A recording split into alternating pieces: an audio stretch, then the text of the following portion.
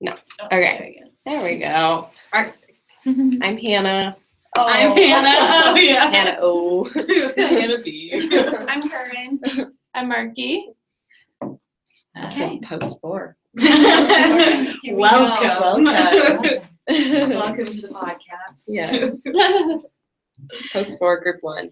So do we want to do it where we just like, for like even all start with A or something like that? And then just kind of work down like that? Or Oh, you mean like talk about all, but have me start or talking about whoever, like, I'm not sure how we want to do it. Who wants to jump in? it? Sure, I guess so. Reading that, I didn't really ever I've heard of it from other classes of like how you really want to tailor to your students, like in assessment or just word problems, like you want to make sure that they understand, like you just need to be mindful of like in scenarios that you're writing, like that they're going to get it. Otherwise, like I've read before where it's just like they read it and they're thinking more, well, the right word is logistically versus like what the problem's actually asking, that sort of thing. So I guess that I was like, oh yeah, that's very true. But the specific example on like the Hawaiian culture and how like the student was really affected by like the scientists using the animals for testing, like that I'm like, yeah, you need to be mindful of things like that. And even like I feel like at least where we're coming from, not only Native Americans but a lot of people are like affected by that in a negative way, and they're like, no, don't do that. So that would be something. I don't know who was talking about like the testing being outdated, but I'm like that kind of paired with like how we want to make sure the assessments we're giving are not outdated, because that can happen. And just towards white middle class. Right, exactly. I talked about Native American tribes as well, and that is because I thought the study that like I was like, oh wow, was the Mayan, Indonesian, and United States one, when they were talking about how the Mayan culture sees like certain entities as living powers. And I'm from Montana, and so I had a lot of Native American students that I went to school with, and I specifically remember this talking about living and non-living things. And like I remember somebody, like this one kid was just no, this gives us like this, and this gives us this, and I just like, I don't know, I related it back to like my own experience, and I really can see how that to be mindful of that. Right. Well, and like what's crazy too is I talked about living and non-living, and actually like me and Marky in our in the practicum, we did a lesson on that, and the sun really threw kids off, and we brought that up. And what was weird was we didn't know really how to address it properly, like oh yeah, it's non-living, and then we couldn't really go into description, but like. And so it was just really funny that we had just dealt with that, and then if we had this a week earlier, then we wouldn't know that would But what's crazy too is like the whole thing about testing on animals and how that's like wrong. I don't want to say like any names because I realize we're streaming, but like one of the teachers I had for science, when working with bugs, because they had to put bugs in the like cereal boxes and stuff. She, one of my friends was like, I really can't do this. And then she goes, oh, do you have like an ethical problem with this? And she goes, no, I just don't like bugs. She goes, oh, she's like, I have an ethical problem with this, but I'm forced to teach this. And it was weird, like having it where it was a teacher who had a problem, but that was like what she had to teach. And so I don't know, that's why it was crazy seeing like the student perspective, which I'm used to, but then it just really reminded me of that because I'd forgotten. So That's interesting. Like, why? I guess so. Is that the district that's like requiring them to do that? But like, couldn't she bring it up for her own? Like, in case, like, even in future years, like this is addressing this issue now versus like in years where there is a student and having to like readjust the whole lesson, or like among all the grades or whatever, or not grades, classes in that grade that you're required to teach that. That makes me think of the practicum. Super brief story. We were working with fifth graders on environments, and we had this one lesson where we had supposed to be bugs and beetles, but our beetles didn't show up in time in the mail. So we had isopods, and we were supposed to let them. Oh yeah, we spent so long on it, but we were supposed to let them sit in their thing overnight to pick what side they prefer, the moist or the dry side. But they all died. Oh no! And the kids they actually took it really well. Yeah, like there were like maybe 2 or 3 that were just like they were just like so devastated.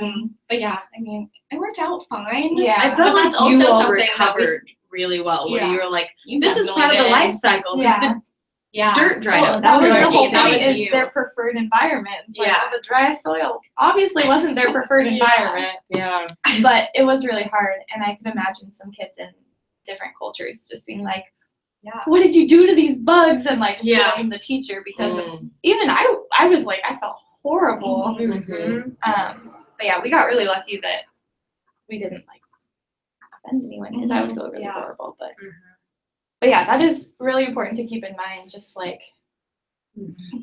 cultural background. That is true. That really could eliminate a lot of science type things though, having students where that isn't something that they agree with. I don't know what. Well, I mean, I have in science, when you're doing I just remember in high school, doing dissections and how some people wouldn't do them. I remember they would opt out of the dissection and do it online. Oh, really? Instead of doing we weren't allowed to do that. Oh, I feel like it was I never had to dissect. Well, maybe I dissected. Oh my god, we dissected everything, I feel like. I know, we dissected frogs, fish. The worst to me was the worm. Did you dissect the worm? Oh, and then it had to be still alive, so you could see its heart beating, and you'd numb it. Yeah, and you numbed it, and then you peeled it back, and then so you could see the heart beating. Oh. And it made me, and that's the one that I opted out of, because I was like, I can't do this. And he goes, well, then you're gonna have to write this really long paper about it. And then I was like, so I just had my partner do it, because he was like, oh, I used to eat worms. But I was like, that is the most cruel thing. Yeah. But it broke my heart. But welcome to Longview. Yeah, I feel like thinking about that stuff though just brings forth how important it really is. Yeah, because those are things that we're all ew, that's gross, but there's some things that we might not think are gross. Some things that we're used to, we were raised that way, but then to these kids it's just as gross as the beating heart of the worm, Yeah, that's totally true. Hannah and Marky, what stood out to you for that first part of the you were supposed to summarize, and then it talked about the specific impact. case. What was specifically stood out to you? So I talked about I don't know how to pronounce it, Wolof children, in Senegal, I don't know. But one of the studies, it was talking about the wording of the questions, abiotic and biotic, and I don't know. There was that whole section I found really interesting. Yeah. But I don't always focus on the wording, because in my head I'm like, oh, this is a synonym of this, and they'll get the point. Yeah. Obviously, I'm not gonna choose super high level vocabulary, but I would have never thought of that specific. In our heads, it's a synonym, but to them, it was that changed the whole question. Yeah. And then I talked about so the students. It said how the students weren't making the distinction between nature of reality and of their knowledge of it. And then the text says it was the actual action that took place that was meaningful to them, not what they thought about it. And like I said, that's something that it's just I never thought of that. And we're gonna, throughout all of our years of teaching, we're gonna encounter so many different cultures, and I think it's important to really get to know, we were learning about the families and the backgrounds and of our students, because there's gonna be things that pop up that we're what? Yep. Yeah. Oh yeah. I'm trying to think what if it was for the reading for ELL 434, the chapter 2, or if it was one of these readings, but it was talking about, you know, the whole, how some cultures prefer to orally communicate what they're thinking or everything, or writing versus that. And so I guess I like started to think about like, okay, tying it into assessment, like, how would you go about doing that? Like, that's tough, like, as like only one teacher to all these students, and maybe there's only one student, that would be totally doable, but if there's like multiple, I mean, who knows where we'll be placed, but I'm like, I'm thinking about that.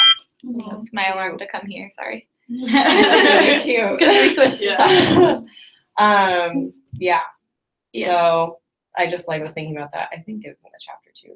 I love that. Like, I know I'm like talking about that. I know, but it ties it, and it's it tied it connected to like everything. No, it did. I was like it was exactly what we for did what we're for talking Funds about. Knowledge. No, and all that stuff. exactly. I was like, wow, this is great. But yeah, I guess I'm curious. I don't know if that's too broad of like a muddy question, but I just was like, how what would be and the time. It's probably like 9:50 this week. Yeah, I started it. Oh, you did? Yeah. Oh, perfect. Good. Anyways, yeah, so I was just like thinking about that, and I'm like, how, like, if there are multiple students in your classroom, like, and like we already as teachers feel like we never have enough time to do anything, and so like during the assessment periods, like, I don't know, like how. I feel like interactive kind of things, like, so in one of my classes, the kids, they couldn't write more than like 2 words. They couldn't write sentences, and they were in 2nd grade. And so, and they couldn't read. And so, like, I mean, they could read a little bit, but they couldn't just go and read. Even if it was like 1 sentence, they couldn't read it on their own. And so what ended up happening was we had to have them circle or draw or like show using movement and stuff. And I feel like a lot of the times I get a better range of where the children are at when they're having discussions with each other than when they're just circling things on a paper, because a lot of kids just go like, if they don't understand the questions the way it's formatted. Yeah. So I think it's like, I feel like that's a good form of assessment. And I guess my thing was on assessments too, my part for the second thing. And I guess like, that's a good form of assessment, but because of the way we were raised, it's like it has to be on paper. It has to be a test, or we cannot see that moving forward. So it's hard because I'm always like, I think you don't have to, but in my head I'm like, yes, you do. Yeah. So something you can bring home and grade kind of thing. I wonder if like kids are too young to do like, I mean, I don't know how like you would go about like making sure they're in discussion to then like do something like this where you like record or have them record their discussion. I don't know how that would be possible with that age, and like to continue the conversation of whatever there's, and like having everyone equally talk, but that's, I don't know, something cool to think about, I guess, like some form of that where you can like still have that recorded and like see that, and then like analyze like where each of your students are at. That would be kind of cool. That's a good idea. Yeah, I really like that. I'll say, like, I feel like they'd feel like it's like, I don't know, they get excited about like, oh, we're filming, like, the set's on, let's go. Like, they could get excited about that sort of thing. But I've seen my kids get like the headset too. And they get to talk into the like little mic. Pretend that is so cool. Like role playing, I have whatever. not seen that. That's cool. Yeah. I've seen like the morning messages or whatever where they've got things like that, or like they're got a little fake microphone or whatever. That whole type of thing. But kind of along those lines, like in our practicum, we have kids that are newcomers. And so I feel like a lot of times we're trying to meet the kids at their content levels. And, you know, a lot like the newcomers are very like competent. They know like there's this one girl that she really wanted to share. And I thought, I don't know if you remember, but on the first day, our Mrs. Jimerson, like she let her share in Spanish, which I thought was really cool because she knew it and she really wanted to share. So like if we could, at least for like newcomers and even students that they might be able to read and write in Spanish but not in English, like I feel like that's another form of assessment that we could do if we like have the right resources, do the right research, make sure, Google Translate is like all accurate and everything. But I don't know. I know it's like a very discussed thing whether it's like appropriate or not, but I think it's very beneficial for Well, students. I mean, like when I was doing my anchor charts with them, we were doing the living and non-living things, and one of the girls like was answering, like she just was answering in Spanish, and because she couldn't think of the word in English, and then like the other students were like, "Oh, plants." Oh yeah. And like that's I so don't know, nice. it was That's really and it was really cool. So I can see like the benefits of that. Yeah. And something that I really want, and this is like, as they talk about the cultural and the language like barriers and stuff, something that I really wish is that, and I realize it's where we live, but like where my sister is, like 80% of her kids are from like Japan or China or Vietnam, and so she has like no Spanish speaking kids in her class based on her area because she teaches in like a Seattle school. Okay. And so for me, it's like I really wish I could feature speakers, but also like I wish I could be exposed to ELLs, like because all I've been exposed to is ELLs who are Spanish, like Spanish speaking, like, and it's as of right now, that's what I've been exposed to with the language and cultural differences.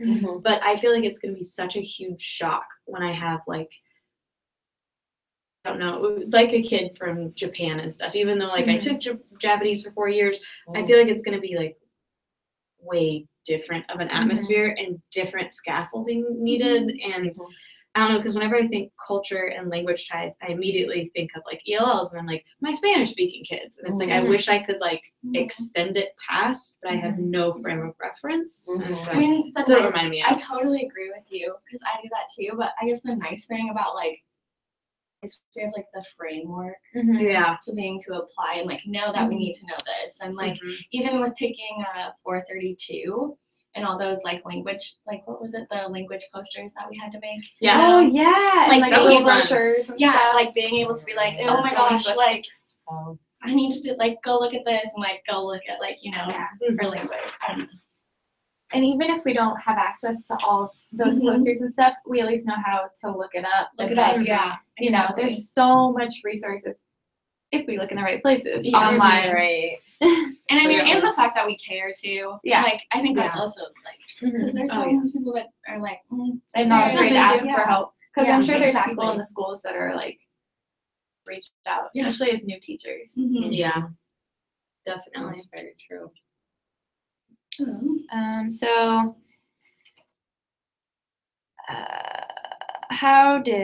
what was the second part of that question? How might you go about becoming more culturally competent in your current service learning experience? I feel like we kind of touched on it.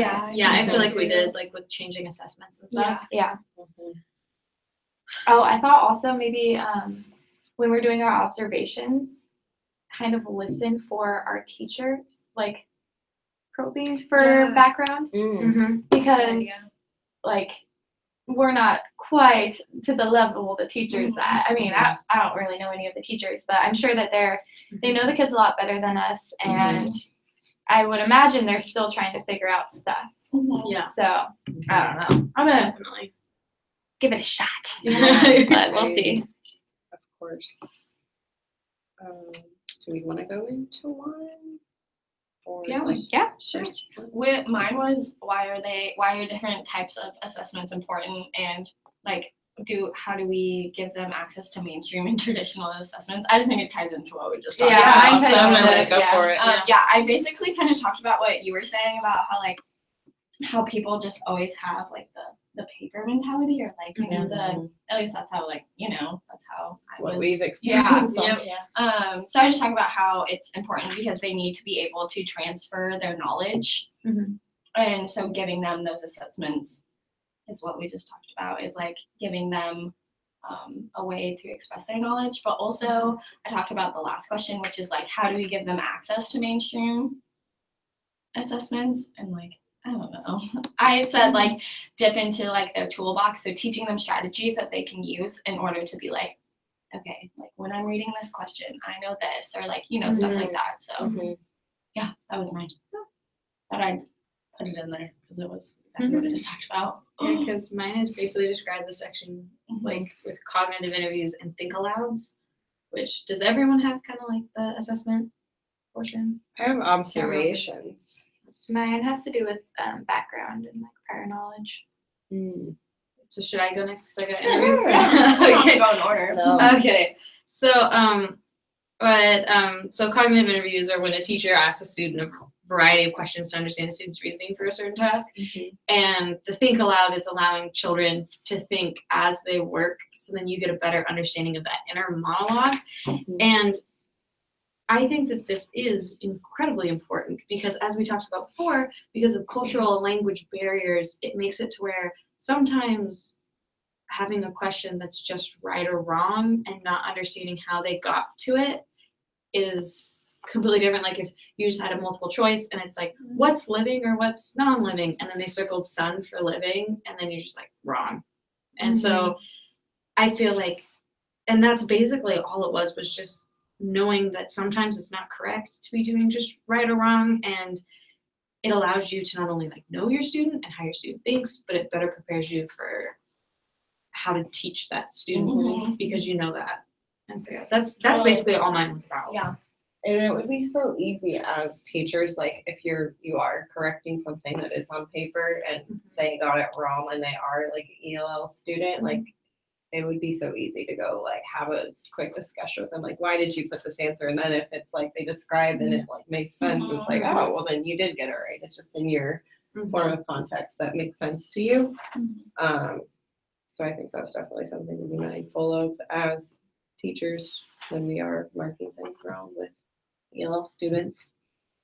Mine was just about observations and how you just need to stay consistent with it and always be like looking for specific things when you're recording that you can like, see one thing the week before and then go to the next and be able to compare the two at least. So not just like, I mean, it is important to write down everything that you do see and if it's something new or whatever, but also like looking for things that you can like notice a change or improvement or whatever.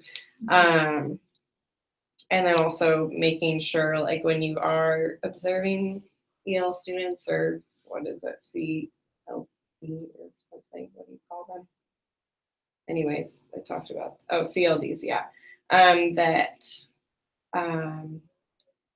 That just being aware, like when you are making notes, like know where they are at with academic language and like there's no, if you know that they're on a lower level of academic language, there's no need to like say they're not able to understand these words. If you already know that, like just being mindful of your observations and like how that can just benefit like how you can benefit the student with the observations that you make and not just like writing down. So then you don't get all mixed up and too deeply analyze your student. I don't know. Anyways, yeah, so that's just kind of what I talked about. And so that I thought kind of carried over like to when we are doing a lot of observations with our case study student, like taking from what we already know with our practicum experience. And then when we do go in the classroom and see them in that setting, like really keeping in mind what we already do know about them and where they stand. And then, yeah, taking good notes. So. I had a question, like, when you were in elementary school, and I realized, like, that was a really long time ago, you probably don't remember details, but do you remember, like, ever seeing your teacher doing this, like, taking observational notes and stuff? Like, I feel like I've just accepted the fact that the way I was taught is not the way I'm going. Like, it's just different completely. Like, not saying that that's not the way, that's just not the way things are done anymore. It's completely different for me, at least that's how I feel. And and to me, like when I like was hearing that and like when I like briefly like, skimmed people's stuff, like it was to where I felt like it's talked about in such a like a matter of fact, like this is the way we should be doing it. And then I'm like, I don't even know if I ever saw that. And it's like, when did that become a thing? You know, like where they're like, you know what would be really helpful? To write down notes on your students. I feel like I talk about that progress. Like part 3, the assessment video, and talking about like the way that I did standardized tests. I'm like, I have this. Oh god. I know. I remember specifically in 5th grade, my teacher would print out, which he was like my favorite teacher, and it's really weird to think about now that I'm like learning this stuff. He would print out packets for us of past waffles, which that was our state. Oh, yeah, I have that too. Yeah. Yeah, and we would go through and we would highlight and we would circle and we would memorize what the previous year did.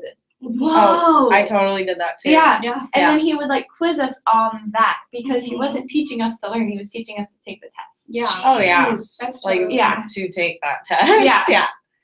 No, and I had that experience I don't really too. remember if it was in any Forgot other about it, grades. Maybe there was like a lot of pressure in 5th grade or like that specific year or whatever. But yeah, like I remember thinking like I kind of like this. Like all I have to do is like whatever. Yeah.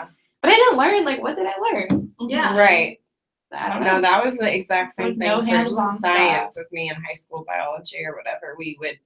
It was for like the MSP testing or something, and we would have this huge packet in my freshman biology class, and literally we would just go like our lesson solely depended on like what we were going over in that packet that day, and I'm like, That's crazy. it was really sad. Like I'm like science could be like, and that's why I hated science so much because I didn't love that. Like I was just like, this is so like surfacey, like what we're learning, you know. What's crazy is you bringing up science made me realize I think we did that too, but it was because our year. Okay, what year did you graduate? 2015. 2015. Okay, what year did you graduate? 13. 13. So our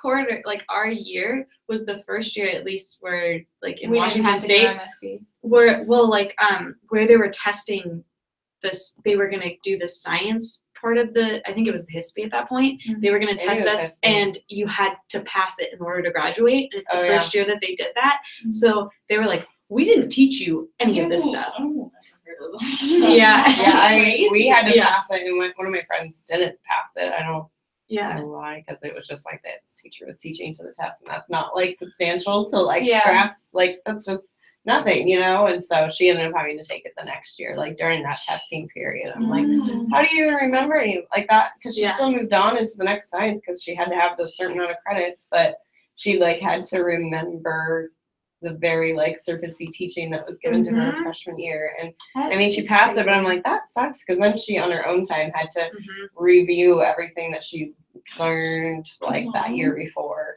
And that's crazy. It was pathetic. Imagine on top of that it not being culturally relevant in your language. Yes. No way. Like I can't even imagine. Because I remember being given the packet and I was in biology, and it's like, this isn't biology that we were being tested on. It was it was something else. And I was like, what? And so our teacher was like, so we haven't even gone over this. So here's a packet. And like the history was like the next week. And like, so just go over it, kind of memorize what this is. But it was like done in a way where it's like, it's not important. And then in the end, so many people failed it. They're like, okay, we're going to make it necessary next year. And they like pushed it back. What grade were you in? I think I was a sophomore. I like can't remember if we took those. I don't think I had anything like that. Really? Yeah. Like thinking back to like it in high school, you didn't have any standardized. We had standardized. I think like sophomore year we had to take like the mock CAS test. I think, which is like your guys' possible. And so they switched it. Like once we got in high school, it was history. Yeah, it was history. That's it for me. Do you guys want to talk about that assessment video when we come back? Yeah. Oh, sure. Yeah, we're what here. I wrote for mine was just, I like called my dad. My dad's a principal. And so I was like, Dad, what do you remember from parent-teacher conferences, like going in? And like he was like, well, like you were low for literacy. And, but like, he was like, but I knew you'd never qualify for services. And he's like, I was so afraid that you're going to like be one of those kids that like slide through the cracks. And I totally was. Like, I made it through. Like, you know, and like we talked about that and just how I remember like going and having my standardized test and being like, I can not do this. Like, and like knowing that at parent-teacher conferences also, like, having the mindset of being like, oh my gosh, like my parents aren't gonna be happy if this score is low. Like, do you remember the bars? Oh yeah. Yes. And like my math, that's also like what they would always say is that I scored really high in all the other areas except for literacy. So they're like, she's okay, like she's doing fine. And like I remember just being like, oh god, like my reading score is so low. But yeah, that's what I talked about. And then I talked about on top of like having troubles is feeling like having the test anxiety of like my teacher being like, this is so important. Yeah. We will get money if you guys do good. We can get these for you if you do good. I thought I was gonna drop back if I failed. Like I thought it was gonna be held back. Yeah, same. That's what I thought. Gosh, I don't think that's how it was. But no, I that's don't how think so. I just remember being like, my teacher's gonna be so mad if like she knows I didn't do good and they didn't get money. That's like not thinking appropriate. Yeah. Oh, You know, I talk know. about with your kids, like Yeah. put that kind of pressure on them. That's like, I feel like unfair. Like, I mean, there's like when like it reminds me of like when parents like talk to their kids about their finances and how they're really struggling. They're like, okay, I don't need to eat as much. Like anything I could do to make it less stressful, because kids take that on just like and I that. just remember those days were like special. Like we got gum, we got this. Yeah. Oh yeah, crackers, super good. We got You know? Smarties because it was like just in case you didn't come being a Smartie, and then they Oh give it to you, my and I was like, gosh. oh, That's thank you. perfect. I needed that. But yeah, that's what I thought about it when I was. That's interesting. Yeah. I was excited because I saw that you posted about the video and I was like, oh good. Yeah. So as the last part for that, my question had to do with prior knowledge and specifically with my case study, how I would get to like understanding their background and stuff. So I talked about, there were a few different strategies that the text talked about. There was unstructured, unstructured and structured discussions, and then free recall and word association. So, I mean, I don't know everything about those, but I know the text does like outline it really well if you guys want to look into it more. But yeah, and then for my student, I must have jumped the gun on this, but making observations during class on the teacher, and then asking questions to get to know them and their culture and their background without getting too like crossing the line. Having them be like, which are you is stalking really me? hard. First day, they're like, are you stalking me? Are you going to be observing me? Are you going to be asking them? I'm like, not really. Sometimes you get the iceberg thing where like normally what's the only thing talked about in school culturally is the tip of the iceberg and then the rest is under. But it's like you can't ask about what's under a lot of the times. And that's what I thought actually when you were writing yours. I was watching you. I was like trying to think about that. But yeah, I don't know. I think that can be a really challenging thing to like figure out is this an appropriate question? Is it too personal? Is it not personal enough?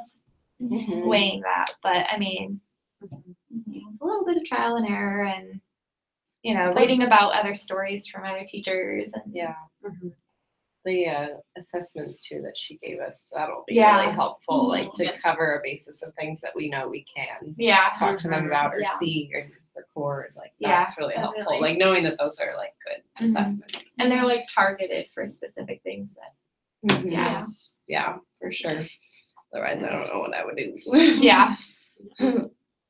One was about why is it important to think about the purpose of an assessment and how might this understanding help you think about the ways you interact with your case study student.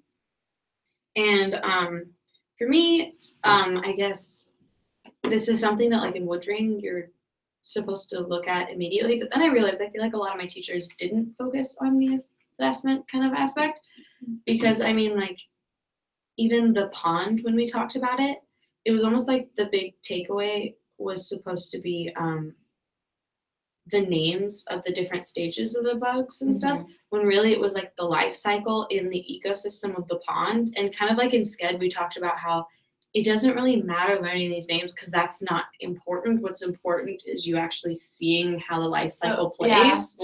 And so for the different assessments, it's like, what are you really assessing? And I feel like a lot of the times we don't think about that big picture, and I'm really glad that SCED kind of forced you to do that. And math too. Yes, and like, math. Instead of can they answer these specific questions, but do they have, you know, like what is it called? The number sense. sense. Number sense. Yes. Like the big picture stuff. Yes. And I feel like there's so many different types of like knowledges that you can be assessing, and that when working with the students, I felt like, what did I say? That being assessed so that you can better understand their answers. Yeah, so like I feel like if you know what you're asking, you can better assess their answers as well. So you know if it is, and I keep bringing it up, affected by language or culture, and that the assessment truly supports the end of the lesson and completely wraps it up. So it's not like, we're talking about ecosystems, and it's like, what's the name of these bugs? And then it's like, well, then you didn't really focus and wrap it up with ecosystem. You focused on like memorization tactics. And I feel like when somebody's learning a language, those are just meaningless words, really, even though like their vocab, they're not going to be applicable outside of the classroom setting. And so I think that knowing what the takeaway is and thinking, is that what I wanted to teach them? Did I want them to remember every stage of the mosquito, or did I want them to understand the life cycle? Is kind of like, so like details versus big picture in a way. Like that's more important. Yeah. I can't remember where I talked about this. It's probably going to be something that I'm talking about later. But one of the texts has a bunch of really great, I think it is later, but whatever. Really great questions just listed about planning for assessing students to make sure that it's, you know, appropriate for their culture. And but yeah, they're really great, and you guys should talk about them. Mine for the second one, it was talking about like measuring content knowledge, and I feel like first off, you want to do what you were saying, like make sure you know what you want them to learn at the end of the day, and make sure that it's not like all these little things that aren't really applicable to the big picture. Anyways, and then like knowing, like I guess like based off of like the reading, I didn't feel like it specifically gave me a like, this is what you should do to measure. And so it was more like what is going to support you in a way to create your own measurement of their content learning. And so that being was like language proficiency, and then like the prior knowledge, everything that we've talked about, but also like their day-to-day lives, like how that's going to impact them. So in other words, their culture and what they live at home versus like at school is something that you want to factor in when you are doing that measurement of content learning.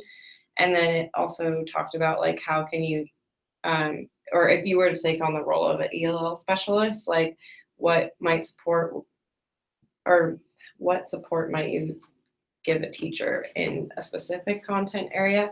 And so I was like, oh, that's kind of interesting to think about. And so of course I would do PSYOP strategies, like that's, you would always be saying like, oh, think of this like as a PSYOP strategy for your lesson or whatever. Like that will be interesting, like where we get placed. I find like if teachers haven't been taught that yet, or if that isn't like a huge priority, like how much change you could bring to every classroom, and like how supportive that could be for students that are learning English still. So yeah, just either way, whether we become an EL specialist or not, I think that it'll be really helpful for us to be influencing our coworkers around us.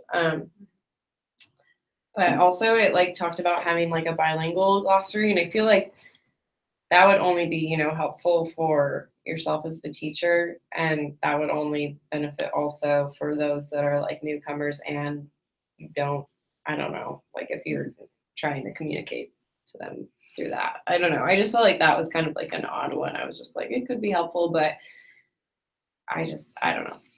But and then yeah, of course, like just scaffolding and visuals, pictures, just all things that we've all been told already. I felt like that's just kind of what it was saying. And then so in a specific example of like a subject, I was just thinking like, I don't know, in the context of like a math subject, like you would want them to have those like hands-on materials to use for like if they're learning to count or add, like having those like manipulatives available for them would probably benefit them a lot. But other than that, there's so many different things. But yeah, that was that. any of you have any like specific ideas on like what you might do with measuring content? Like, I guess for me, I was just kind of like, well, I don't know. I mean, mine talks, like my section is briefly summarize what an effective program looks like. Okay. And where have you felt like your assessment accurately reflected your knowledge in a content area? So I summed it up and I'm going to read it from the computer because it's like, I don't know, it's very condensed. So, Yeah. Okay. A very basic sum of what an effective program looks like would be to have student engage with the materials firsthand, have them participate in connections and discourse with the material, all while letting students have social interaction.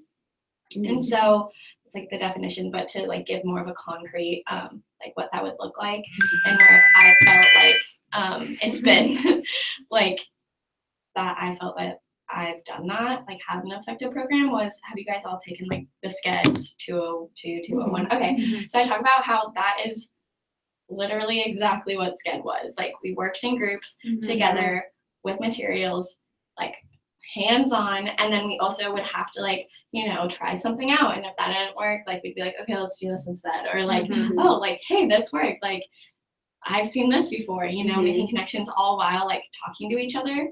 And so that's what that is, my connection. And then the next part of that question was, how might you take this experience to your current case study? And after I read that question, I was like, why haven't I been doing that? Like, you know, like, I know, I keep reading things and I was like, and I'm like, oh, this would be so good. And like, I mean, what we had them do this last Monday is like come together after they did their research and like just make a poster together. But I mean, which was really beneficial. But like, what are other ways? Like, I feel like I have the social interaction and I have them working hands-on with stuff. Like we had them build their own rainforest. But like, how do I allow for like connections and discourse to be meaningful? And so that's something I like asked myself, like, how am I going to do this? So yeah. One of the first things we did was we were like, we can't do this unless we have a learning progression. And so we ended up actually creating one. And it was crazy. Like, even though it's like kind of separate, the fact that like SCED has influenced all of us, so it's getting brought up. And a lot of people are like, oh, it's so hard and it's so difficult. And a lot of people like ended up disliking it in the end because it was just so hard. But it's just so funny how useful it really has been. I talk about like how specifically like 490, like I learned so much. And at the time I was so overwhelmed and I did not like it. But yeah. Like I refer back to it all the time. I loved it. It's like one of my, that and 481, LF 481 I love. Yeah, I'm in it right now and I love it. Oh my gosh. I just was like, this is so perfect. Like, this is such a good experience. That and SCED. I was just like, oh my gosh, I feel like I'm learning so much and like getting so many opportunities to teach right now. It's like the best quarter ever having both of those. But anyway, we're at like 42, so we want to talk about anything super dire. I can talk super briefly about mine for chapter 45 minutes or an hour?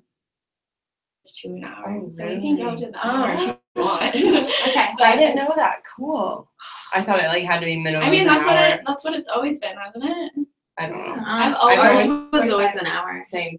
But I mean, wait, no, now I'm nervous. We can talk to an hour. I've always been 45 minutes. Shouldn't it be somewhere on the thing? Yes. Muddy question. When does this we address all of our questions? Yeah, exactly. Yeah. But I can talk super quick about mine because I already talked about some of it. I keep doing that, but I just get so excited and can't help it. So my section was about planning, and what ideas did you get about how you might plan your time with your case study student or future students in general? So I talked about how it's important for teachers to plan to assess like of content complexity. Like we kind of talked about it earlier, but like our students are all at different language levels, but also at all different content levels. And I think it's really hard to figure out their needs and figure out which is content and which is language. And, you know, because the language barrier is there and it's like, it's hard to assess them on content when you can't like communicate well with them. Right. But yeah, so it's really important to keep that in mind when we're planning. Mm-hmm. And then another thing is, excuse me, we talked about it in the beginning, but diversity.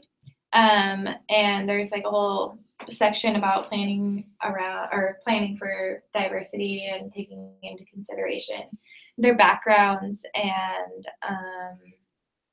this is the part where there was a lot of really great questions that are just prompting you to make sure that you're on track with planning.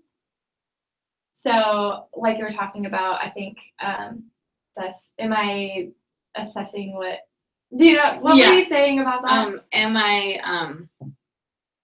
did I say? Is that it's important? Like, is your assessment, when you're creating assessment, do you fully understand what needs to be assessed? Yeah. See, I'm pretty sure that was one of the questions. Yeah. And so it's like a really handy, like, a bunch of bullet points just on awesome. Like how, like, what's important, and it just outlines like all the different parts of planning for diversity and planning for like content level. And yeah. I feel like I have a problem with like when I am planning lessons and everything, like I want to cover so much instead of just like really simplifying it. That ends up being always so much more beneficial than trying to like cover all these little things. Like even like with strategies, like I feel like I want to incorporate so many new ones that I've learned, and like I mean, always including our language is awesome, but like all the other things, like I feel like my mind just ends up getting cluttered, like with I definitely feel like that, like I was just like wanting to incorporate so many strategies that I just learned, or like ways of like hoping to help their learning, and like I think using minimum is good, but I feel like I need to like cut back to make it more like I don't know, it just ends up being more effective. No, I agree and so I've learned that with planning. I'm just like, I get too excited. I'm just like, I want to do this and this and that. I know. I tried to do like TPR with them, and we did like vocab. Yeah. And I was just like, them, and then they just were like not really into it. So then I was like, oh, but I have these other ones, so I guess it's okay. And I was just like trying to throw them in. Yeah. And I feel like at the point that we're at, it's so hard because we spend so much time and we're like just holding on to this. And whereas other teachers can go, this isn't working, let's move on. But with us, we're like still trying to salvage it, and you're like, I was so hard. That's a good point. It's so true. Because it's like we only get once a week with them, and so we're like, I want to make this work. And so you're like, whatever. Right. And then you feel like you have to tell them like, this is fun. Right. And then I feel like behavioral stuff comes into play. Yes. Oh my gosh. And like last week for us, we had all this fun stuff planned. We were going to do a game at the end, and that was kind of the incentive. But then time was ticking, and the behavior was not improving. Like it was like, and it was dangerous behavior as well. Yeah. Like, we'll leave it at that. But yeah, and so then we did have to end up taking away the game, not taking it away, but not, not doing it. Yeah. And at the end of our meeting together, we're like, we're gonna sit down and we're gonna talk. Because ultimately when the nitty-gritty, like I feel like it's about how the students are all communicating with each other, and like, I don't know, if you don't have the behavior, you can't get the content across to them. Yeah. And so like they were all over the place to continue our lesson, but instead we're like, no, we're gonna sit down, we're gonna talk, we're gonna figure out like what's going on here before we move on to like all this fun stuff that we I cut out. like, but I'm gonna definitely use that. Yeah. Like taking a second, because like I learned this. It was totally Alejandra. She's like, we need to have a meeting. We're gonna sit in a circle and we're gonna go around. I'm gonna like write that down. And what she said too, like it was so crazy. She was so like, I don't want to say like frazzled, but so much stuff went wrong, like technologically and stuff. Like she sat down, and then she had me start and be like, hey, it's like really hard because it's one of the first rules that we all created because we did the expectations was you need to respect like the teachers and your students, and that was not being shown, and they were not respecting us. She was trying to teach, and then she finally like like kind of like cleared up a little bit because she had a moment to like decompress, and like all the kids were just sitting there. And then she said, what I would like to know is what is stopping you from learning? What would help you learn? And everybody went around, and then we found out the kids had candy that day. And so they were like, a bunch of them were hungry and didn't have lunch. Yeah. And that was their only snack. And it was like all these things that it's important to do that. Like now I want to do that at the beginning of the day where it's just like, let's check just in. talk. Yeah. Check-ins. That's what my group does, and it really gives me the last 2 weeks we've done it, and it just like helps so much to like just know where they're at. And like even like referencing like in a way of showing respect, like referencing what they're so excited or hyper about. Like, I know you're hyper because of this, but we also need to be focusing on this and showing respect in this way for this time where we're at right now. Or else the whole lesson planning is it's out the window. But I totally like created a format how we had in class. And I'm like, we have to do check-ins. Like it makes it much more personable. I'm gonna go meet with Ruby and tell her this. Yeah, like, I'm meeting with her after this. And like, check-ins are key. We're just having like a hard time. Yeah, it was girl. And I'm worried this next week's Halloween and someone's someone's birthday. Yeah, it's a day before or day before. Hopefully, true. That's helpful. Yeah. Okay. Hopefully Because that's I was helpful. thinking, You know? like, But well, like, we know they go crazy when they have candy, right. so we'll give them candy at the end. And then we're like, oh, because I was thinking it was on Halloween. I was like, but the teachers are probably thinking the same thing, and they're gonna give them candy. But well, and even then though, like the day before a holiday is kind of nightmare, and it's someone's birthday that day, and so like. And they're expecting us. You're prepared, at least really you know what's up. Yeah, that's like, true. Here we go. I know. Brace ourselves. No. But I feel like we're learning lots of this class. Yeah, definitely. Do we want to? Did everyone watch that last video that was optional or not? I did not. That's totally fine. I did. I did because you did. It's like, okay, I'm gonna, I just like, and so that's why I posted like later after I already did my post because I didn't have time before. Oh, That is so funny. And I was like, oh, good, someone did. I know. I was like, tell me about it. We can talk about it. Sure. Just briefly. I mean, to summarize it was this guy going through, he was like going through history and just talking about whiteness and privilege, and I wrote like, because all we had to do was write like our candid responses, and I wrote like, wow.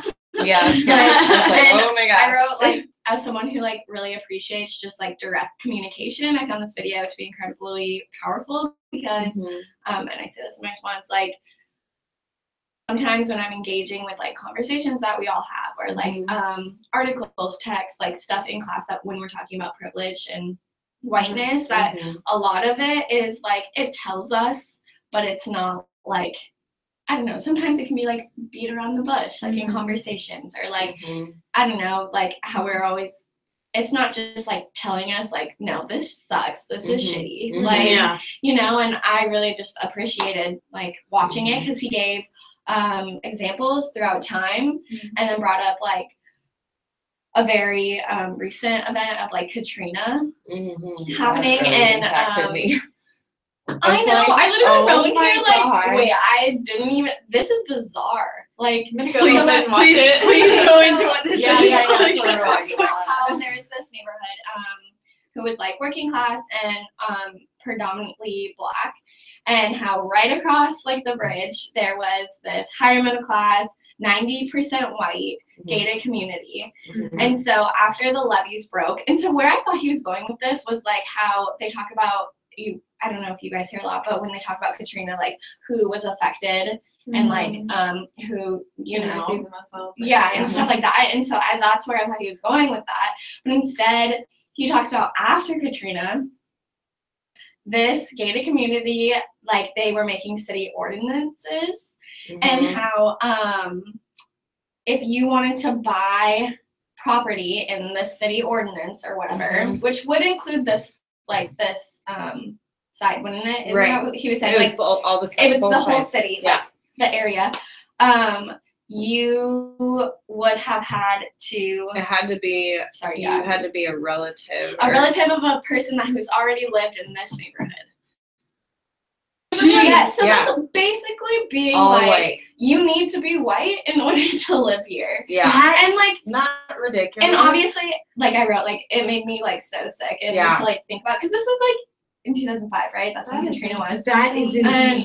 And he goes on to say, like, obviously this didn't pass, like, like, what was even their reasoning? Like, what? But the fact that the city council were considering it. Culture down there of white people, I feel like. I mean, compared to like here. I liked what you said though. I was gonna bring it up. Like, it's not blatant here.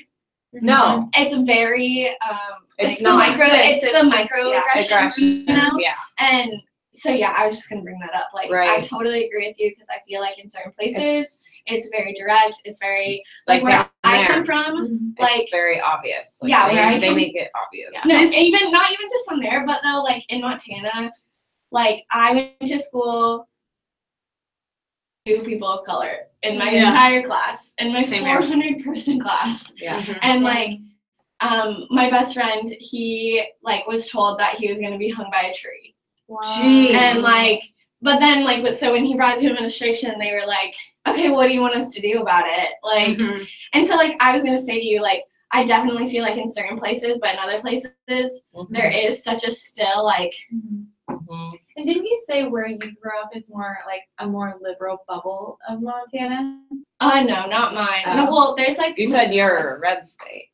Or you come from red state, it's so super red. Oh, for some reason I thought you told me at once that your town was more liberal than other places. What is insane though is that I was just talking about this, like literally with the Christian thing that happened yesterday on campus, where he was like saying that like all that. Is that the feeling person? Yeah. And what I was saying is people to state what they're saying so you can better combat it.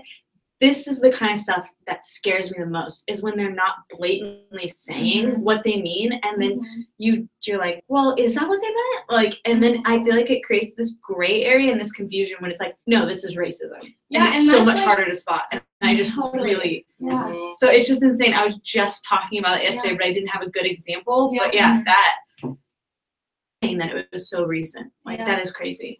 That is insane. So I know I've never been down to the South. I just only heard from people that like come from here to go down there. I feel like Joy talks about it too. Yeah, right, exactly. And like it's just such a different like way that they disrespect people of color down there, and like it's not accepted obviously, but it is in a way. Like people just are that way down there. Like the majority are they're talking that way and being that way, but like.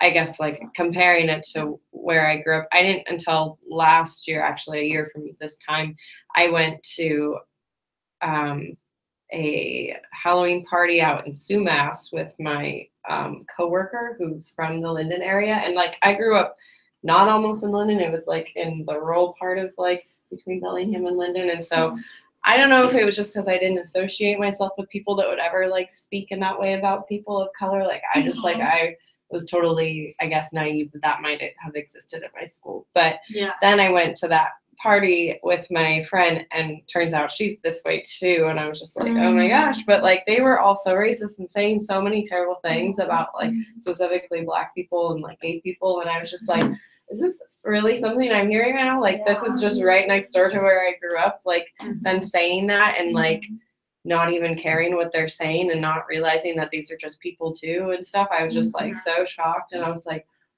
was this at my school? I don't know. Like I just was so like not. And it's scary because those people grow up to be adults who have power. Yes. And they just keep on influencing like others around them and their kids and whatever. I don't know. It's just like, oh my gosh, like it's here too. And what sucks is like something that we talked about in like kids class and stuff was that's like the very like what we did our presentation on.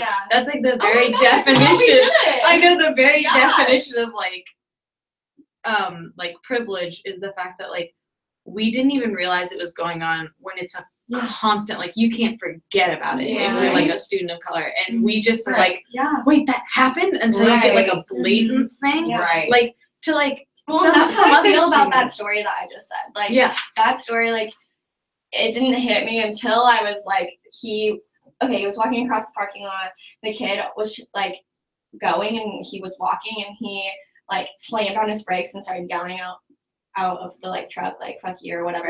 And then Bliss like hit his car and was just like, dude, you almost hit me, like you're in a car. And then that's when he like was saying the N-word and told me he was gonna do this and this. And like, so that's such a good point of being like, I didn't realize that that's something that he would have to go through until like something like that happened, you know? Yeah. So that's a really good point. It's insane.